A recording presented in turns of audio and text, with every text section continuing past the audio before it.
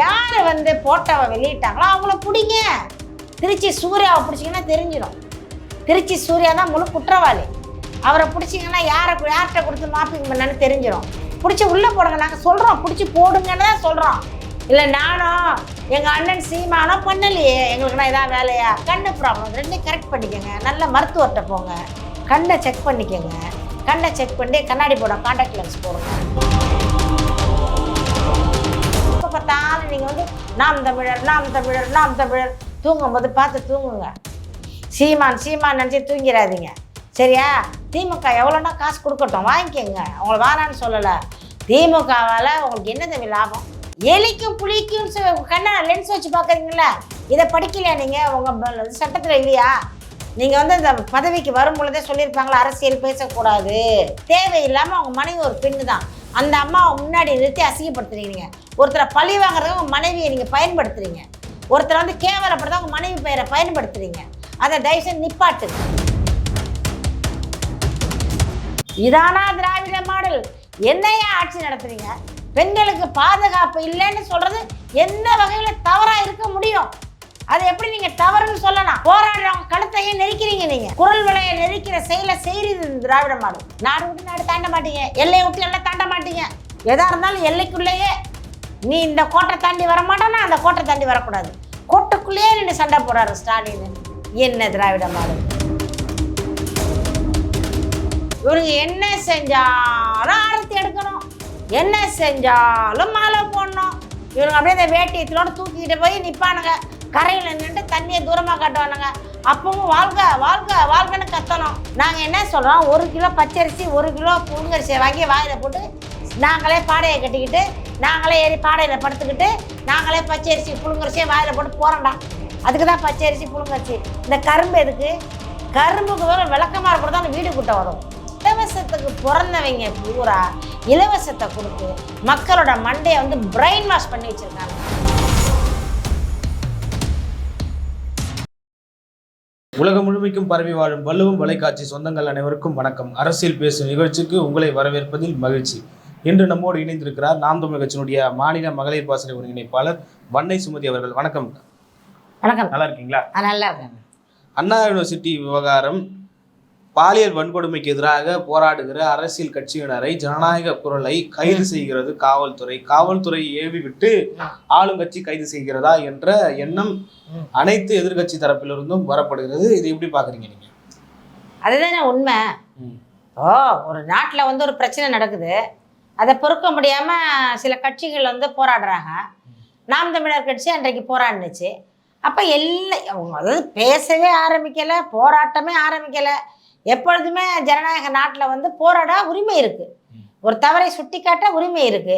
ஒரு கட்சி எது தவறை சுட்டி காட்டணும், அப்போ தான் திருத்திக்குவாங்க. அதுக்கு செயல்பாடு இல்லை, தூங்குறாங்க. அவங்கள வந்து உசுப்பி விடுறது தான் அந்த போராட்டம். அரசியல்வாதிகளும் தூங்குறாங்க, கும்பகர்ண தூக்கத்தில் இருக்காங்க. கும்பகர்ண தூக்கத்தில் இருக்கலாம் உசுப்பி எழுப்புறதா இந்த ஆர்ப்பாட்டம் போராட்டங்கள் எல்லாம். அப்படி தான் பார்க்கணும். இதை இவங்க என்ன நினைக்கிறாங்கன்னா, போராடுறதுனால இவர்கள் கட்சி மரியாதை மானெல்லாம் பறி போன மாதிரியும் இவர்கள் கட்சிக்கு வந்து எதிராக செயல்படுற மாதிரி தற்குறிகள் நினைக்குது. அது தவறு. அதாவது வந்து இவர்கள் இந்த கடமையை அவன் நேர்த்தியாக செஞ்சிருந்தாலோ அந்த பெண்ணை பாலியல் பண்ண அந்த குற்றவாளியை கைது செய்து அவனை கொண்டு கோர்ட்டில் நிப்பாட்டியோ அவனுக்கு என்ன தண்டனை, சரியான தண்டனை, உண்மையான தண்டனை கொடுத்திருந்தால் நாங்கள்லாம் ஏன் போராடுறோம்? உங்களுடைய தீர்ப்பு வந்து தவறு சாமி. நீங்கள் தப்பாக தீர்ப்பு தர்றீங்க. உங்களோட தீர்ப்பு வந்து சரியில்லை. அதனால் மக்கள் போராடுறாங்க.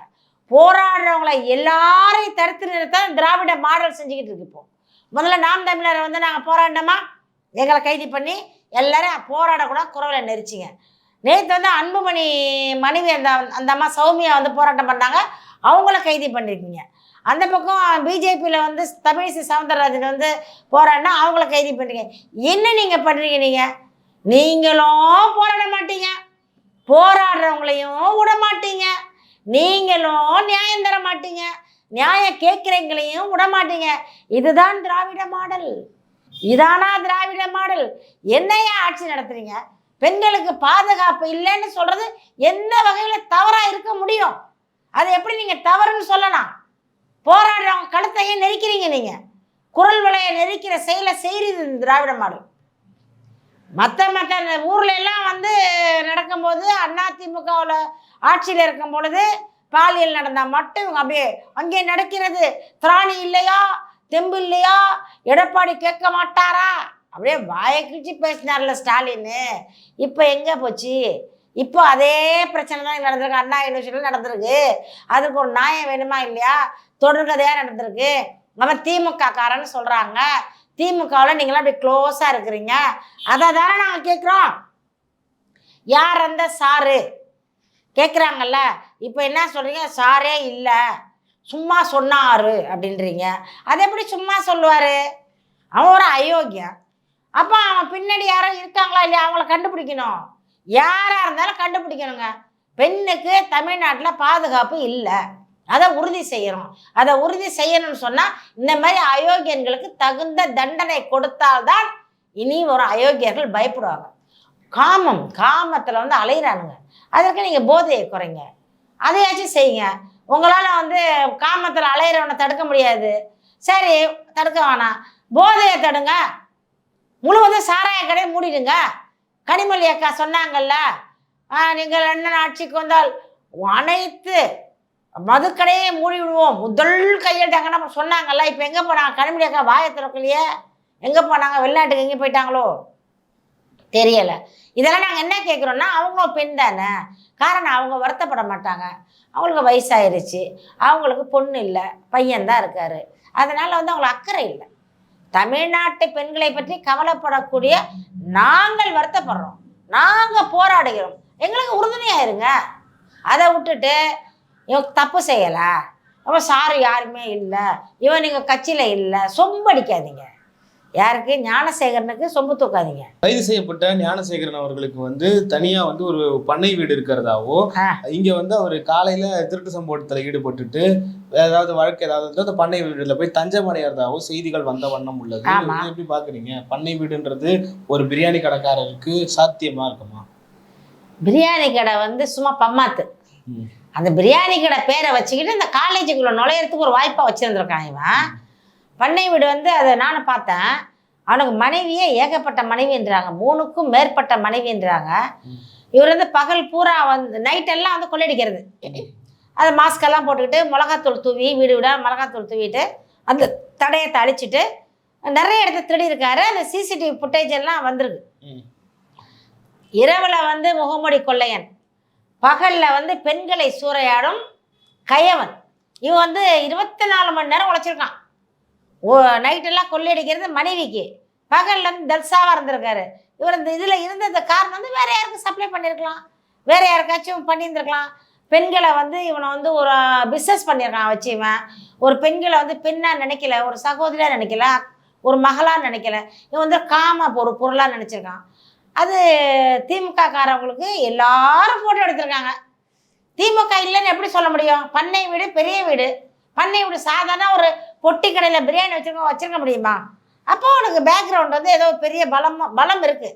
இவ்வளோ துணிச்சலாக இவ்வளோ தவறையும் செஞ்சுட்டு அவ்வளோ தைரியமாக ஒருத்தன் நடமாடுறான். அப்போ இந்த காவல்துறை என்ன பண்ணிக்கிட்டு இருக்கு, என்ன செஞ்சுக்கிட்டு இருக்கு? ஒரு குற்றம் நடந்துட்டா அத்தனை ஃபுட்டேஜ் அங்கங்கே கேமரா இருக்குது, கேமரா பார்க்குறாங்க, கேமராவில் எடுக்கிறாங்க, குற்றவாளி தெரியுறான் அந்த கேமராவில். அதை வந்து கண்டுபிடிக்க வேண்டிய காவல்துறை அப்போ அவங்களும் வந்து வாயை மூடிக்கிட்டு இருக்காங்க. அது காரணம் என்ன? இவன் வந்து அரசியல் சப்போர்ட்டோடு இருக்கிறான். இவன் பெரிய பெரிய ஆளுங்க துணையோடு இருக்கிறான். அதனால் வந்து காவல்துறைக்கு தெரியும், தெரிஞ்சு வாய் மூடி மௌனியாக இருந்திருக்கு. காவல்துறை வந்து சமயத்தில் தம்பி ஆளும் கட்சிக்கு கட்டுப்பட்டு தான் போகணும், இல்லைன்னா தூக்கி வேறு இடத்துல ட்ரான்ஸ்ஃபர் பண்ணிடுவாங்க. இல்லைன்னா என்ன பண்ணுவாங்கன்னா முன்னெல்லாம் வந்து தூக்கிட்டு போய் அவங்க வீட்டு வாசலில் வந்து கேட்டு வாசலில் நிப்பாட்டுருவாங்க. 24 மணி நேரம் முதலமைச்சர் துணை முதலமைச்சர் இருக்கார், அவர் வீடு, முதலமைச்சர் வீடு, கனிமொழி வீடு, ஆர் ராசா வீடு, அப்புறம் யார் அவர் மச்சான் அவர் வீடு, இவங்க வீட்டுக்கெல்லாம் காவலில் கொண்டு போட்டுருவாங்க. அப்போ காவல்துறை சொல்லுவாங்க, போயிட்டேன் கொண்டு கருணாநிதி வீட்டில் போட்டாங்க, 1 வாரம் ஆச்சு, நல்லா சோறு கிடையாது, நிற்க முடியலை, நின்ன நிலையாக நிற்கிறேன், காலெல்லாம் வலியை புலம்புவாங்க காவல்துறை போலீஸ்காரவங்க. அந்த பயத்தில் என்ன பண்ணுறாங்க, வாய் மூடி மௌனியாக இருக்காங்க. இவங்களுக்கெல்லாம் தெரியும், காவல்துறைக்கு தெரியும். நமக்கு ஏன் யாரோ கெடுக்கிறான், யாரோ கெட்டு போகிறா, யார் குடும்பமாக அழியுது, நமக்கு என்னன்னு சொல்லிட்டு காவல்துறை இருக்குது. ஆனால் நாங்கள் ஏதாச்சும் செஞ்சால் மட்டும் அப்படியே வெள்ளை வேட்டி வெள்ளை சட்டையை கட்டிக்கிட்டு மைக்கை பிடிச்சிக்கிட்டு வந்து அப்படியே பேசுவார். இவர் வந்து யார், அந்த திமுகவின் வருங்கால எம்எல்ஏ எம்பி ஆகக்கூடிய ஒருத்தர் பேசிக்கிட்டு இருக்காரு. இதுக்கெல்லாம் காவல்துறைக்கு நேரம் இருக்குது. ஆனால் இந்த மாதிரி குற்றத்தை கண்டுபிடிக்க முடியலை உங்களால். ஃபோனுக்குள்ளே இருக்க டீட்டெயில்ஸை நோண்டுறீங்க, ஃபோன் உள்ளே இருக்க அந்த என்னென்ன மெசேஜ் வருது பார்க்குறீங்க. ஆனால் வந்து ஒரு குற்றவாளியை கண்டுபிடிக்க முடியலை. இதுதான் காவல்துறையா? தமிழக காவல்துறை எவ்வளோ இதுவாக இருக்குது. நினைக்கும் போது பயமாக இருக்குது, பயமாக இருக்குது. பிள்ளைங்களை வெளியில் அனுப்ப பயமாக இருக்குது. துபாய் மாதிரி ஆயிடணும். இனிமேல் புர்கா தான், ஃபுல்லாக புர்கா போட்டுக்கிட்டு உள்ளே இருக்கிறது ஆனா பெண்ணான்னு தெரியாமல் நடமாடணும். அது முஸ்லீம்ஸ் அது நல்லா தான் பண்ணி வச்சுருக்காங்க. அப்போ வந்து அவங்க உஷாராக இருந்திருக்காங்க பாருங்கள். நம்ம தான் தப்பு பண்ணிட்டோம். சல்வாரை போட்டுக்கிட்டு ஸ்கெட்டெல்லாம் போட்டுக்கிட்டு போகிறதுனால தான் இந்த மாதிரி நடக்குது. இனிமேல் பிள்ளைங்களுக்கு ஃபுல் புர்கா. தமிழக மக்கள், தமிழர்கள் நாங்கள்லாம் புர்கா போட்டு நடக்கிற நிலைமை வந்து விட்டது. இதை வந்து திராவிட மாடல் கட்சி வந்து உருவாக்கியிருக்கு. ஒரு பாட்டி வந்து ஸ்டாலின் அவருடைய போஸ்டர்ல வந்து தன்னுடைய செருப்பை எடுத்து அடித்ததுக்காக கைது பண்ணிருக்காங்க. அந்த வீடியோ பதிவு பண்ணவரை அந்த பாட்டியை வந்து தனிப்படை மூலமா வந்து தேடிக்கிட்டு இருக்காங்கன்ற செய்தி வந்து இணையதளத்துல பேசுபொருளா மாறி இருக்கு. இது எப்படி பாக்குறீங்க? இதை கேட்ட சிரிப்பு தான் வருது. ஒரு பாட்டி தானே, அதை அடிச்சது செருப்பால. அதுதான் புலிப்படையாது பாட்டி, புலிப்படையில் இருக்க பாட்டியா, அதுக்கு வலை வீசி தர்றாங்களாம். அது ஆனால் அந்த பாட்டி வந்து மப்பிளில் கட்டியிருக்கு, முகம் தெரியலை. ஆனால் அடித்தது நல்லா அடித்ததில்ல, கரெக்டாக ஸ்கெட்சு போட்டு அடிச்சது, போட்டு அடித்து வெளில வருது, அடித்து திருப்பி செருப்பு வெளில வருது. அந்த பாட்டிக்கு என்ன கோவமோ, அதுக்கு என்ன கோவமோ ஸ்டாலின் மேலே? அதுக்கு வந்து நிவாரணம் கொடுத்துருக்க மாட்டீங்க. வெள்ளத்தில் வந்து அந்த பாட்டி பாதிக்கப்பட்டிருக்கோம், வீடு இல்லாமல் அந்த ரோட்டில் படுத்து கிடந்திருக்கோம், ஏதாச்சும் பிரச்சனை இருக்கும். உங்களால் பாதிக்கப்பட்டவர்கள் இல்லை வந்து ஆதார் கார்டு வாங்காமல் இருக்கும், அந்த நிவாரண பொருள் ரேஷன் கார்டு பிரச்சனைகள்லாம் இருந்திருக்கும். அந்த கோவத்தில் அட சண்டால ஏற்கனவே ஒரு பாட்டி பேச்சு தெரியுமா, அந்த வடுவா வரட்டும், அந்த ஸ்டாலின் வடுவா வரட்டும். நான் சொல்லலை, போன முறை எலெக்ஷன் அப்போ ஒரு பாட்டி சொன்னிச்சு, அந்த வடுவாவை வச்சு என்ன செய்கிற பாருன்னுச்சு. என்ன பண்ண முடிஞ்சது? அவங்களாம் மூஞ்செல்லாம் காட்டுச்சு. கோவம், அவங்களாம் பெரியவர்கள். அதுக்கு ஒரு தனிப்படை போட்டு தேடுற இந்த திராவிட மாடல் போன வருடம் கல்கத்தா பெங்களூரில் தானே போட்டோவை வச்சு கட்டங்கட்டி மாலை போட்டு, அது என்ன மாலை, செருப்பு மாலை, விளக்கமாத்து மாலை போட்டு செருப்பாலேயே அடித்தாங்க, விளக்கமாத்துலேயே அடித்தாங்களே. அவங்களே கைது பண்ணல, அவங்க மேலே ஒரு கேஸ் கொடுக்கல. பெங்களூர்னா பயம். நாடு விட்டு நாடு தாண்ட மாட்டீங்க, எல்லையை விட்டு எல்லாம் தாண்ட மாட்டீங்க. எதாக இருந்தாலும் எல்லைக்குள்ளேயே. நீ இந்த கோட்டை தாண்டி வர மாட்டேன்னா அந்த கோட்டை தாண்டி வரக்கூடாது. கோட்டைக்குள்ளேயே நின்று சண்டை போடுறாரு ஸ்டாலின். என்ன திராவிட மாடல்? நாம் தமிழர்னா எகிரிக்கிட்டு வர்றது.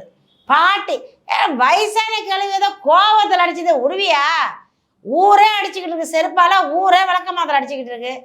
அதை எவனோ வீடியோ எடுத்து போட்டால் வீடியோ எடுத்துல கொண்டு போய் அதை கொண்டு பிடிச்சிருக்கீங்க. தவறை திருத்திங்கப்பா. ஒரு தவறை சுட்டி காட்டாம தான் தவறை செய்யாம தவிர்க்கணும். அவன் தான் மனிதன். அந்த தவறை உணர்ந்து அதற்கு மன்னிப்பு கேட்கிறவன் மாமனிதன். நான் தவறு செய்வேன், செஞ்சுக்கிட்டே இருப்பேன், இப்படிதான் செய்வேன், இப்படிதான் இருப்பேன், அயோக்கியத்தனம் தான் பண்ணுவேன். ஆனால் என்னை யாரும் விமர்சிக்க கூடாது, என்னுடைய பெயரை யாரும் சொல்லக்கூடாது. ஆனால் நான் விமர்சிப்பேன், நான் சொல்லுவேன், நான் திட்டுவேன், எல்லா கட்சியும் திட்டுவேன், எலிமை புலிமை எல்லாம் சொல்லுவேன். ஆனால் வந்து என்னை யாரும் திட்டக்கூடாது. நீ ஒரு பெரிய அப்பாட்டக்கரு, இவரை யாரும் சொல்லக்கூடாது, இவர் பெரிய அப்பாட்டக்கரு, எல்லாரையும் சொல்லுவார். இதுதான் நடந்துக்கிட்டு இருக்கு. இதெல்லாம் நியாயமா? திராவிட மாடலாக கிளம்புறாங்க. ஒரு காக்கி ட்ரெஸ்ஸை போட்டால், ஒரு வருண்குமார் தான் காக்கி ட்ரெஸ் போட்டால் அரசியல் பேசக்கூடாது. அவர் ஒரு அரசியல்வாதியாக செயல்படுறாரு. அதுதான் நாங்கள் சொல்கிறோம், அரசியல்வாதியாக செயல்படுறாரு. அது வேணாம் தம்பி, உங்கள் காவல்துறை தொழிலை பாருன்னு சொல்கிறோம். இவர் வந்து என்னென்னா, இவர் அரசியல்வாதியாக இருக்கார். காரணம் வந்து திமுக நிறையா பணம் கொடுக்குது. இன்னும் ஒரு சொல்லியிருப்பாங்க, 58 வயசு வரைக்கும் இருங்க, 58 வயசுக்கு அரசியல்வாதி ஆகிடுங்க அப்படி சொல்லியிருப்பாங்க. 58 வயசு கழிச்சு நீங்கள் அரசியல்வாதி ஆகலாம். ஆனால் அதுவரை திராவிட மாடல் இருக்கணும்ல, அது இருக்காதுல்ல. அப்போ என்ன செய்வீங்க? சொல்லுங்க, அடுத்த கேள்வி. வருண்குமார் அவர்கள் வந்து சீமான் வந்து மைக்குக்கு முன்னாடி தான் புலி, மைக்குக்கு பின்னாடி அவர் வந்து ஒரு எலி, என்னிடத்துல வந்து மன்னிப்பு கேட்ட ஒரு தொழிலதிபர் மூலியமா வந்து முயன்றாரு, நான் அதை ஏத்துக்க விரும்பல. சரி, அப்படி வந்து மன்னிப்பு கேட்கிறாரு. அவரோட மன்னிப்பு நான் ஒருபோதும் ஏத்துக்க மாட்டேன். நான் வந்து இந்த அதிகாரத்துல இருந்து ஓய்வு பெற்றாலுமே இந்த வழக்கை தொடர்ந்து நடத்துவேன், தண்டனை வாங்கி கொடுக்காம விட மாட்டேன் அப்படின்னு சரி பேசியிருக்காரு. நீங்க என்ன வழக்கு போடுவீங்க தம்பி வருண்குமார்? ஏன் தம்பி உங்க வேலையை பாருங்க எவ்வளோ பாலியல் நடக்குது, அதை கண்டுபிடிங்க. அவன் அந்த சாரு யாருன்னு கேட்குறாங்க, அவரை கண்டுபிடிங்க. ஊரில் வந்து நிறைய பிரச்சனைகள் நடக்குது, டெய்லி ஒரு கொலை நடக்குது, டெய்லி கற்பழிப்பு இல்லாத நாடே கிடையாது. காலையில் காலண்டரை வந்து அப்படி கிழிக்கிறமோ தேதியை, அதுக்கு முன்னார நியூஸில் வந்துடுது பெண் கற்பழிப்பு, சோளக்காட்டில் பெண் கற்பழிப்பு, ரயில்வே ஸ்டேஷனில் பெண் கற்பழிப்பு, ரயிலில் பயணம் பண்ணிக்கிட்டு இருக்க பெண்ணை கெடுக்க முயற்சி. இதெல்லாம் கொஞ்சம் கட்டுப்படுத்துங்க. நீங்கள் தான் நல்லவர், நியாயஸ்தன், நியாயம் பேசுகிறவர். பெண்களுக்கு ஒன்றுனாக்கா அப்படி துடிச்சு எழுந்துக்கிற ஒரு தம்பி வருண்குமார். மனைவி பிரச்சனை, அவன் எவனோ மாப்பிங் பண்ணிட்டான். நீங்கள் ஒரு பெரிய அதிகாரி தானே, பிடிங்க தம்பி. யார் வந்து போட்டோவை வெளியிட்டாங்களோ அவங்கள பிடிங்க. திருச்சி சூர்யாவை பிடிச்சிங்கன்னா தெரிஞ்சிடும். திருச்சி சூர்யா தான் முழு குற்றவாளி. அவரை பிடிச்சிங்கன்னா யார்கிட்ட கொடுத்து மாப்பிங் பண்ணான்னு தெரிஞ்சிடும். பிடிச்சி உள்ளே போடுங்க, நாங்கள் சொல்கிறோம், பிடிச்சி போடுங்கன்னு தான் சொல்கிறோம். இல்லை நானும் எங்கள் அண்ணன் சீமானோ பண்ணலையே, எங்களுக்குன்னா இதான் வேலையா, எனக்கு அப்படின்னா என்னன்னே தெரியாது. என்ன அதனால் வந்து நீங்கள் குற்றவாளியை கண்டுபிடிங்க. அதை விட்டுட்டு நீங்கள் வந்து அப்படியே லென்ஸ் வச்சுக்கிட்டு எலி வந்து புளியாக தெரியுதுன்னா லென்ஸ் வச்சு பார்த்தா எலி புளியாக தெரியும். டம்மி உங்கள் கண்ணில் வந்து கண் பார்வை கோளாறாக இருந்தால் இது வந்து என்னது புளி வந்து எலியாக தெரியும். ஒன்று லென்ஸு ப்ராப்ளம், இல்லைன்னா உங்கள் கண்ணு ப்ராப்ளம். இது ரெண்டையும் கரெக்ட் பண்ணிக்கோங்க. நல்ல மருத்துவர்கிட்ட போங்க, கண்ணை செக் பண்ணிக்கோங்க. கண்ணை செக் பண்ணி கண்ணாடி போட காண்டாக்ட் லென்ஸ் போடுங்க, கண்ணாடி போட அசிங்கமாக இருந்தால்.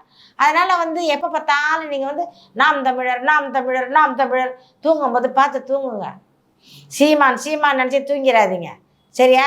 திமுக எவ்வளோன்னா காசு கொடுக்கட்டும், வாங்கிக்கோங்க, அவங்கள வாரான்னு சொல்லலை. திமுகவால் உங்களுக்கு என்ன தம்பி லாபம்? நல்ல ஒரு காவல்துறை உங்களை மாதிரி இது வரைக்கும் எவ்வளோ டிஎஸ்பி இருந்திருக்காங்க. இது வரைக்கும் யாருமே அரசியல் பேசுறது கிடையாது. எந்த காவல்துறை அரசியல் பேசக்கூடாது. எலிக்கும் புலிக்கும் கண்ணா லென்ஸ் வச்சு பார்க்குறீங்களா? இதை படிக்கலையா நீங்கள்? உங்கள் சட்டத்தில் இல்லையா? நீங்கள் வந்து இந்த பதவிக்கு வரும் பொழுதே சொல்லியிருப்பாங்களா, அரசியல் பேசக்கூடாது, காவல்துறை ஒருதலை பட்சமாக இருக்கக்கூடாது, காவல்துறை லஞ்சம் வாங்கக்கூடாது, காவல்துறை ஊழலுக்கு அடிபணியக்கூடாது. எல்லாம் செய்கிறீங்களே, எல்லாம் செய்கிற கட்சியோட கூட்டணி வச்சுருக்கீங்களே, வேணாம்.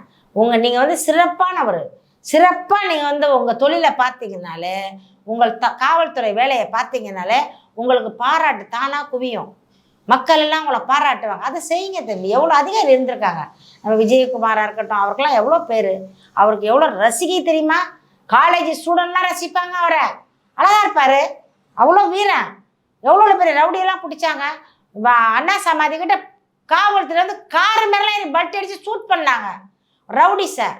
அதெல்லாம் பார்த்துருக்கோம், நாங்கள் கண்ணால் பார்த்துருக்கோம். அதெல்லாம் விரட்டி அடித்து ஓடி போய் பிடிச்சதெல்லாம் பார்த்துருக்கோம்.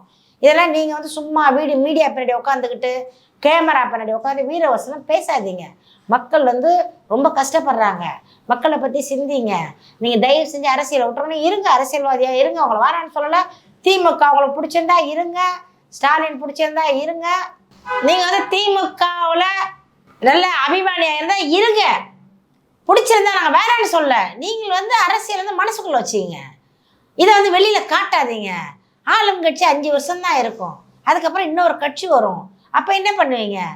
அதனால் வந்து இந்த காழ்ப்புணர்ச்சி இருக்கக்கூடாது, வஞ்சம் இருக்கக்கூடாது, பொறாமை இருக்கக்கூடாது, காசுக்காக வந்து கூலி வேலை செய்யக்கூடாது.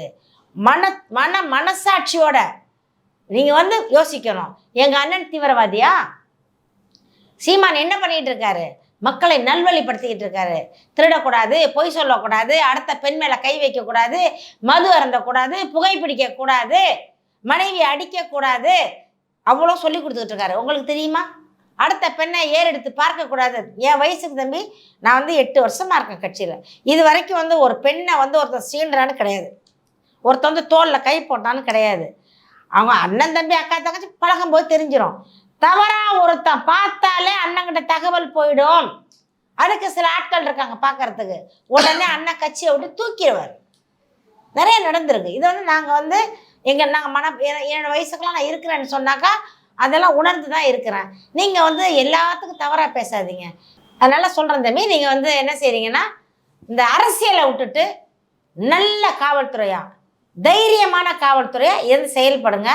தேவையில்லாமல் மறந்த விஷயத்தை உங்கள் மனைவியை பற்றி நீங்கள் தான் அடிக்கடி சொல்லிக்கிட்டு இருக்கீங்க, அதை விட்டுருங்க. காக்கிற மரத்தில் கல்லடி படும். அதனால் வந்து நான் ஒரு அம்மாவாக சொல்கிறேன், நீங்கள் வந்து அந்த தேவையில்லாமல் உங்கள் மனைவியை அசிங்கப்படுத்துறீங்க. உங்களுக்கு தெரியுதா இல்லையா? அவங்களும் ஒரு அதிகாரியாக இருக்காங்க. அவங்கள எதுக்கு நீங்கள் எப்போ பார்த்தாலும் முன்ன கொண்டாந்து வச்சு என் மனைவி சொன்னாங்க அசிங்கம் இல்லையா? யாரும் அசிங்கப்படுத்தலை, நீங்கள் தான் மிஸ்டர் வருண், நீங்கள் தான் உங்களுடைய மனைவியை வந்து அசிங்கப்படுத்துறீங்க, அவமானப்படுத்துறீங்க, மீடியா முன்னால் தினம் சொல்கிறீங்க. தயவு செய்து அதை விட்டுருங்க. உங்கள் வேலை என்னமோ அதை மட்டும் பாருங்கள். தேவையில்லாமல் அவங்க மனைவி ஒரு பெண்ணு தான், அந்த அம்மாவை முன்னாடி நிறுத்தி அசிங்கப்படுத்துறீங்க. ஒருத்தரை பழி வாங்குறதுக்கு உங்கள் மனைவியை நீங்கள் பயன்படுத்துறீங்க. ஒருத்தரை வந்து கேவலப்படுத்த உங்கள் மனைவி பெயரை பயன்படுத்துறீங்க. அதை தயவுசெய்து நிப்பாட்டுங்க. நான் வந்து ஒரு தாயாக சொல்கிறேன், கேட்டுக்கோங்க. அண்ணா பல்கலைக்கழக அந்த விவகாரத்தில் வந்து முகநூல் பதிவு வந்து போட்டதாக, அந்த அரசுக்கு எதிராக முகநூல் பதிவு போட்டதாக, அந்த கருத்தை வந்து ஆதரிச்சதா ஒரு காவலரை வந்து பணியிட நீக்கம் செஞ்சுருக்காங்க. வேலூர் மாவட்டத்தை சார்ந்த ஒரு கிராம காவல் நிலையத்தில் இருக்கிற ஒரு காவலரை பணியிட நீக்கம் செஞ்சுருக்காங்க திமுக அரசு. இது எப்படி பார்க்குறீங்க? அதான் ஏன் ஆதரவாக பேசின ரெண்டு தானே, ஆதரவாக பேசக்கூடாது இல்லை, ஆதரவாக பேச தூக்கிடுவாங்க. இப்போ அதுக்கு தான் காவல்துறை ஆதரவாக பேசலை, அந்த ஆதரவு அந்த கருத்துக்கு வந்து ஆதரவு தெரிவிச்சாங்க, அதாவது லைக் பண்ணாரா ஷேர் பண்ணாரா, அதுக்காக வந்து இந்த காவலரை பணியிட நீக்கம் செஞ்சிருக்காங்க. பாருங்க எப்படி பாக்குறானுங்க பாருங்க. அதாவது வந்து ஒரு லைக் பண்ணதுக்கு வேலையோட தூக்குறாங்களா? ஐயோ, என்ன இவ்வளவு மோசமான ஆட்சியா இருக்கு, இவ்வளவு முட்டாளா, அவ்வளோ அடிவரடியாக இருக்காங்க திராவிட மாடல். என்ன தம்பி நடக்குது நாட்டில்? உண்மையிலே இவங்களுக்குலாம் மண்டையில் வச்சு மசாலா இருக்கா இல்லையா?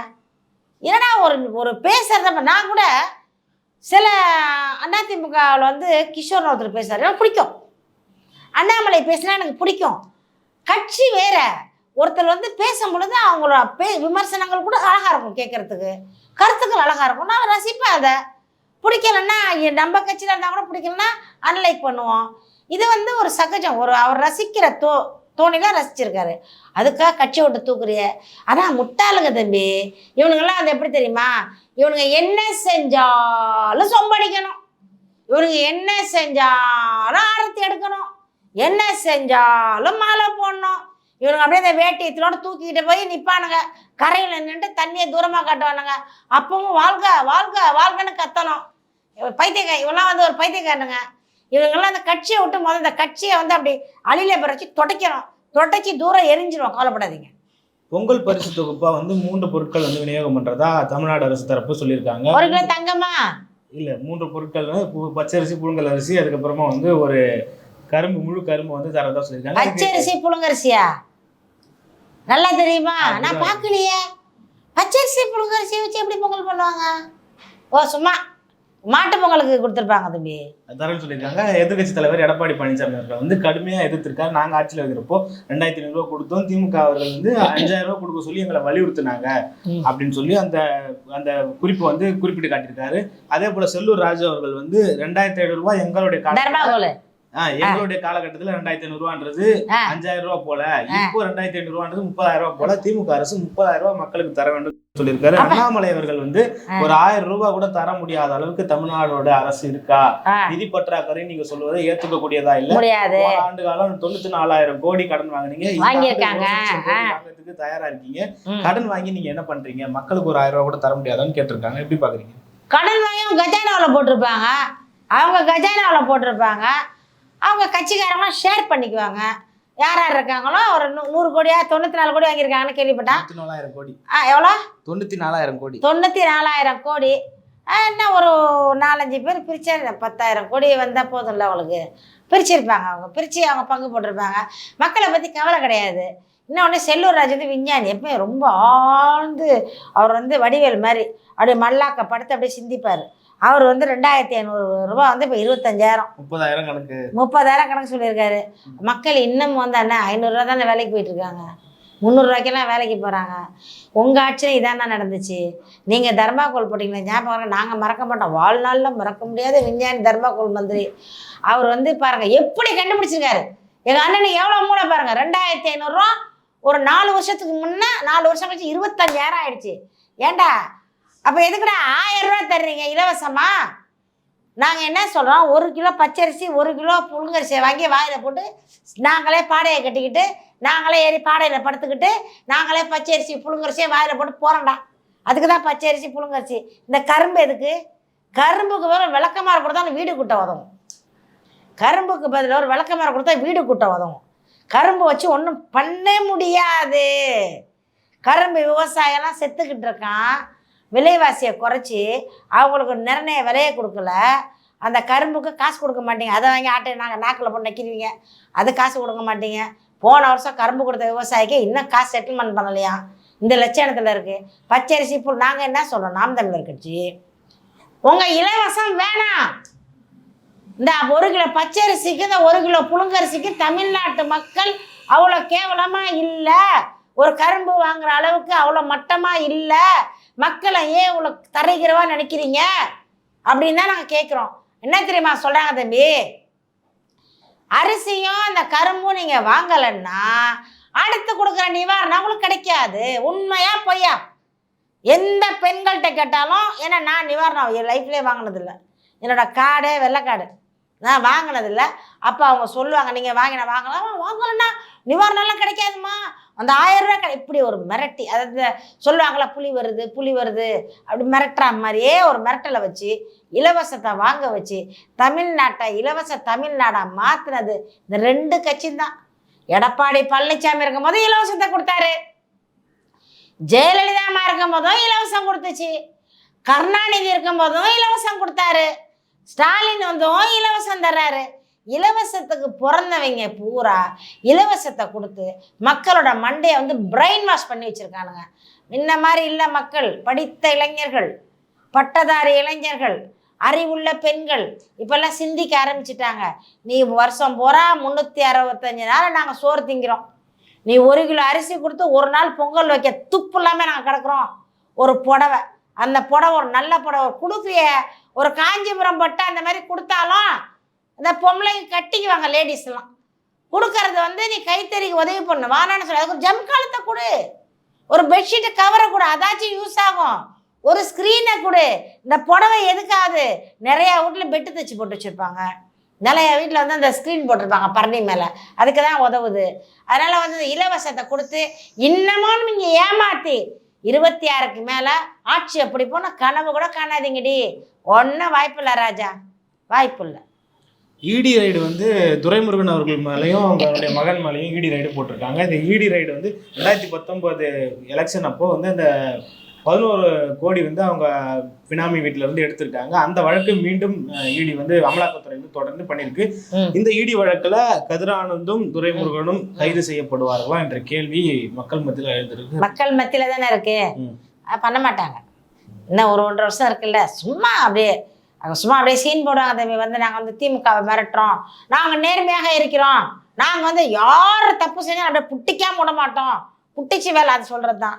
செந்தில் பாலாஜியை பிடிச்சி என்ன பண்ணாங்க? பிடிச்சி விட்டாங்கல்ல வெளியில். 1.5 வருஷம் வச்சுருந்தாங்க, விட்டாங்கல்ல.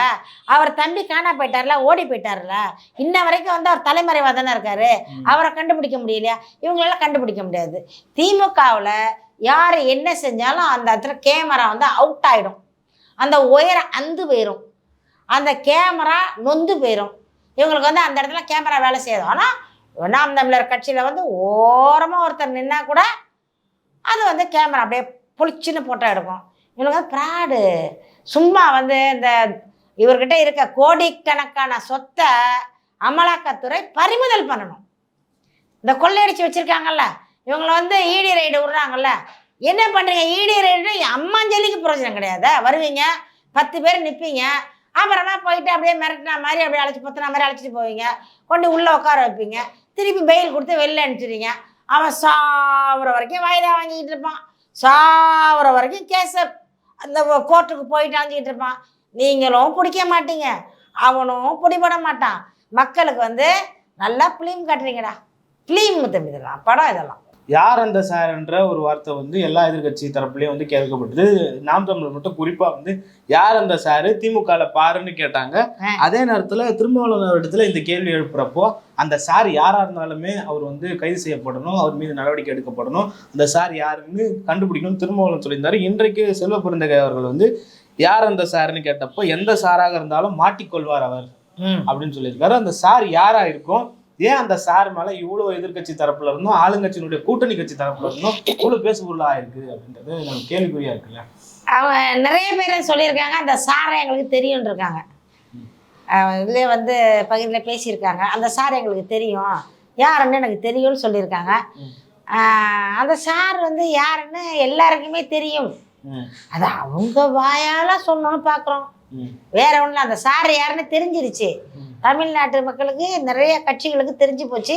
அதனாலதான் சார் அந்த சாரு யாரு, அவரு தான் திமுக காருன்றாங்க. அதனால வந்து தெரியாம சொல்லுவாங்களா அது ஒருத்த மேல வந்து. இப்ப இவன் வந்து ஞானசேகரன் யாருன்னே தெரியாது எங்களுக்கு, பிடிச்சிட்டாங்க.